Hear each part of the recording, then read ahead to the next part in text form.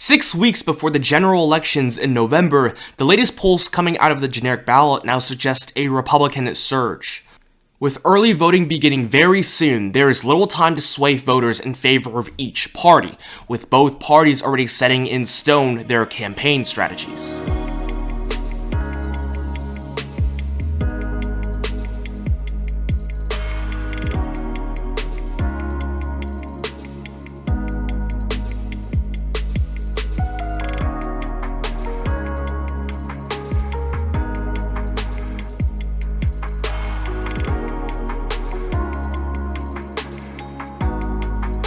After months of Democrats leading in the polls, it is now Republicans who are taking control of the polls and gaining momentum. A very recent poll from ABC News and The Washington Post now suggests that Republicans are leading by 1 point ahead of the Democrats. Among likely voters, that number moves to 5 points ahead of the Democrats. And this is a pattern generally seen in polling for Republicans. Usually speaking, Republicans have the advantage in likely voter screens compared to registered voter polls. This difference can be as high as 2 to even 6 points depending on the poll. And also, while 1 point does not seem like a very big deal, Republicans are usually heavily underestimated and doubted in many of these generic ballot polls, which needs to be noted here, especially in 2016 where the polls were notoriously bad for President Trump and the Republicans, 2018, where Republicans were underestimated in major Senate races, and in 2020, where the polls were the worst in decades, predicting Democrat victories by an average of 5 points in both the Senate and the House.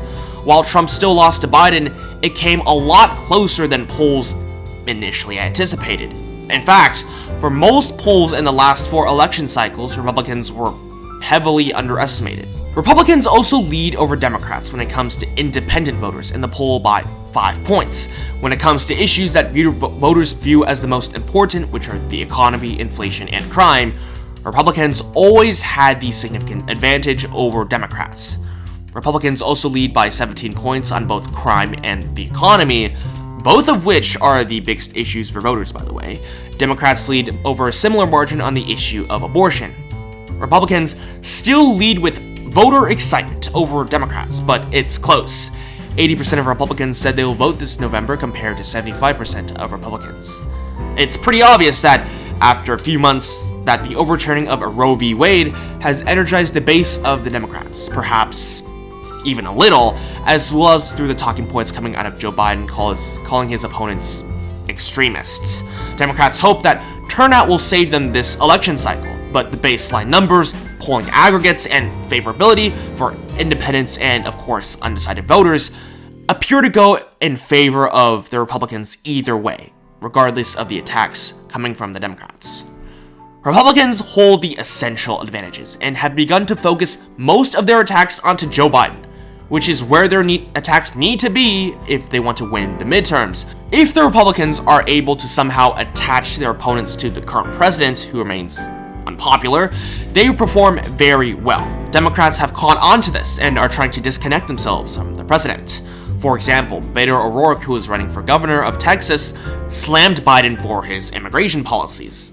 Similarly, Democrat Senate candidate Mark Kelly would not directly say if he wanted Biden's help for the campaign, despite him voting with Biden 95% of the time, according to 538. There are also talks of Democrat candidates such as Gavin Newsom running in 2024, but without addressing the key issues that face Americans in 2024, the Democrats will have an intense uphill battle. The Democrats' main voices have not only been on abortion, but also attacking Republicans on quote-unquote extremism compared to the Republicans' rhetoric on crime and the economy. Regardless, Republicans are still expected to not win only the House, but also the Senate if they continue their momentum. Historically speaking, Republicans' chances surge as they get closer to November, so we can only wait and see.